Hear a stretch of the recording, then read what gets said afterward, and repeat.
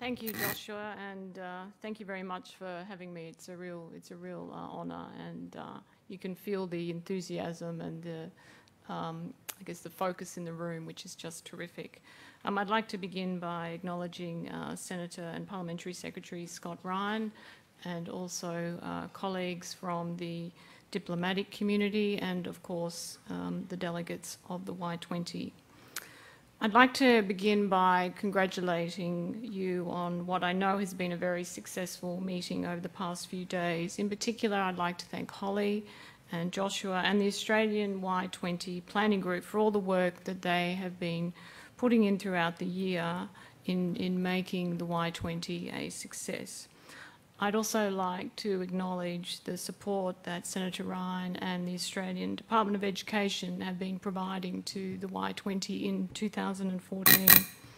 I'd also like to thank the many of you who have travelled from around the world and made the very long trip to Australia to attend the summit. As you would have experienced, Sydney is a great place to live. It's a great place to visit as well as to work, and I hope you've been able to find an opportunity to see something of the city while you've been here. And it's great to see young leaders like yourselves representing the voice of youth from around the G20 and gathering here to discuss the key issues that face the global economy.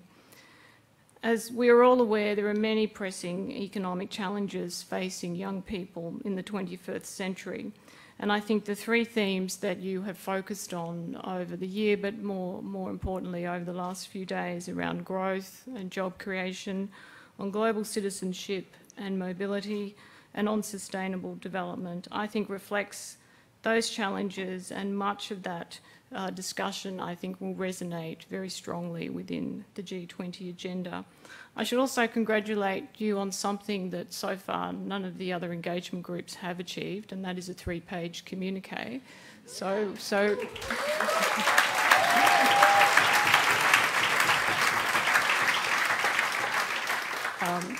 We're all for encouraging competition in this, and as you know, Australia's presidency, the Prime Minister, has committed to a 3-page communique, so you've certainly set the bar very high, and I can assure you we will be going through similar processes in order to achieve that. The B20 summit later on in the week, I think we'll see how long their communique is, but I think well done on achieving that outcome. I think the Y20 is incredibly important. It's important to the G20 because, as Prime Minister Abbott has said, ultimately the G20 is about people. It's not about governments. The Y20 and the other engagement groups provide governments with the eyes and the ears to see and hear what people think, and to ensure that their needs can be factored into governments' discussions, debates and decisions. And we want you also to be engaged beyond giving us advice, explaining to young people in your countries what the G20 is, why it is important, and how they can support us in implementing those of your recommendations that governments have decided to pursue. But I think the Y20 has a broader importance too. It may sound trite to say that youth is the future, but it is true, as was pointed out by Joshua. I hope that this gathering has helped to equip all of you to play a leadership role in an increasingly interconnected world by bringing all of you together from across the globe in one place to form friendships and professional ties that will bind our countries closer together well into the future, but also build those important networks with each other. It is important that you've had good discussions about the G20's agenda while you've been here, but it's also important that you will continue to have discussions about the many crucial issues that the G20 cannot or will not be able to deal with, and be able to think about ways of working through them together through your networks. From my perspective as a G20 Sherpa, a tight focus on a few issues is really vital. Leaders have limited time together. They'll be at the summit only for around 36 hours in Brisbane in November, and that includes sleeping time. And they have limited political capital. So we need to give them an agenda that highlights only the most important economic issues and enables them to take the decisions that only leaders can truly take. It's particularly crucial that we get this right this year.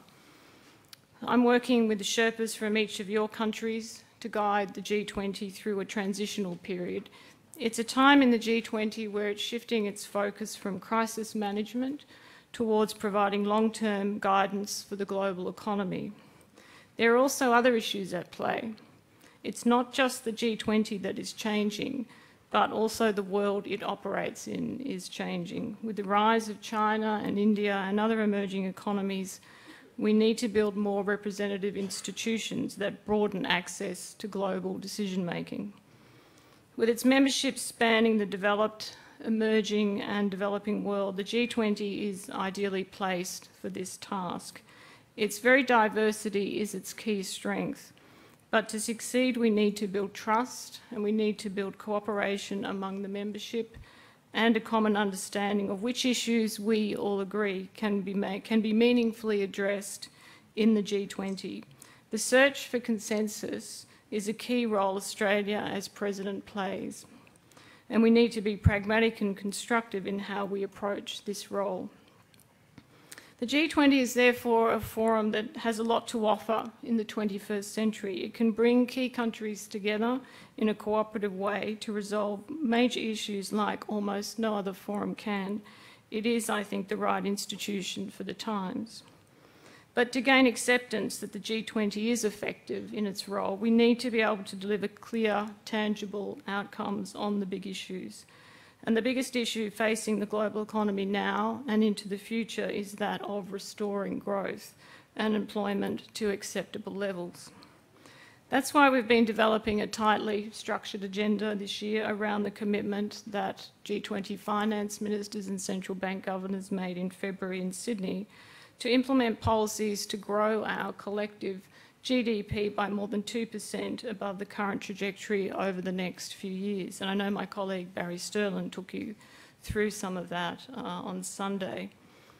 So our insistence of a tight focus is because there are many issues that are clearly important, but as our Prime Minister, or Australia's Prime Minister, has said, we must avoid trying to cover them all and in doing so illuminate none. If we don't, we not only risk the G20 becoming irrelevant as an institution, but we squander an important opportunity to make a real difference. Importantly, for the Y20, one of the key policy asks that you have put in your communique is exactly in the right space. G20 members recognise the key role their young people play in society and as a cornerstone of sustainable economic prosperity. Providing young people with skills and the job opportunities is vital not only to their short-term economic prospects, but also to the future prosperity of the societies in which they live.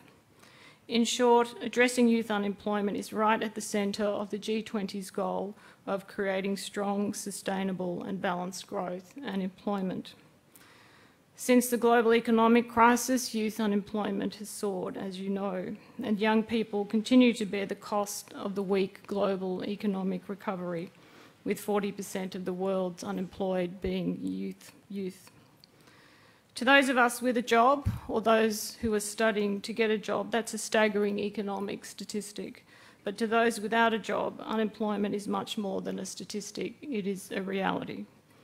Unemployment has social repercussions which go to the very fabric of our societies and to the prosperity of economies. So delivering more jobs along with higher quality jobs for citizens is therefore core to the G20's work. That's why the G20's task force on employment has already picked up and started to act upon one of your key recommendations, that each G20 member should include youth unemployment as a priority in each country's employment plans. This is already happening. G20 members are on track to meet this commitment, so far including in their plans areas around skills, education and apprenticeship programs, measures to address barriers to labour mobility, and measures such as youth guarantees to ensure young people can earn or learn. Members are also considering further G20 actions on youth unemployment, and your recommendations will be valuable in informing this work. The G20 is also looking at ways to improve the functioning of labour markets and to boost labour demand, also essential if we are going to reduce youth unemployment. G20 members are being encouraged to take action through their growth strategies to boost economic activity by improving investment environments and making it easier to do business. Many G20 members have recognised the need to support entrepreneurs and new businesses to support economic growth. Some members in their growth strategies have committed to increasing venture capital, to providing tax incentives, to reducing the regulatory burden, and to increasing credit provisions for SMEs. So as you can see, your recommendations do have immediate resonance, and that's not just in relation to the one big ask bar around youth unemployment, but across the agenda. We are well in tune, I think, in other issues such as energy efficiency, which we see as a significant practical contribution that the G20 can make on climate change, and on lifting female workforce participation, which the Prime Minister has identified as being a key long-term challenge. In Australia last month, Sherpas and G20 finance deputies met jointly with the G20 engagement groups to hear their views on outcomes for the summit in November. Holly spoke on your behalf and highlighted that reducing youth unemployment by only 1% would inject $75 billion into the global economy. In light of this, she described youth unemployment as both a challenge and as an opportunity. So it is appropriate, I think, that the Y20 is about empowering a new generation of leaders to take on these challenges and grasp these opportunities. Your recommendations have an important role both in helping develop the G20's agenda now and beyond. We may not be able to act on all of them, but you can be confident your views will be heard very clearly. As I said earlier, this summit does not signify an end to your work. It is only the beginning. I hope the experiences and the networks you gain in the Y20 will inspire you to go back to your home countries and explain what the G20 is, what it is doing and why it is important. Talking to your governments and peers to get these messages out will be actually very crucial to your forthcoming success on the agenda. As future global leaders, you each have a stake in making the G20 work and deliver practical outcomes. And as hard as it may be to accept, you will actually grow old over time. But many of you in your careers will actually, believe it or not, probably end up playing future roles in the G20, perhaps direct roles in developing policy and influencing institutions like the G20 and beyond. You also have a role in helping to drive and implement solutions to economic problems in your countries and communities. As I've mentioned, much of the G20's effectiveness depends on reforms actually happening in individual countries. These reforms are politically difficult, so do not underestimate the power of support from youth in giving leaders greater confidence to take the necessary decisions to make difficult reforms happen. We hope you will work with us going forward into the summit, along with the other engagement groups, and with your governments to create momentum for reforms that will improve prospects for youth around the world. I know the Australian Treasurer is looking forward to receiving your communique tomorrow, and I'd like to acknowledge the fine effort that has been undertaken in putting all of this work together. So I congratulate you again on the success of the Y20 Summit, and I wish you all the best in your efforts throughout the year. Thank you.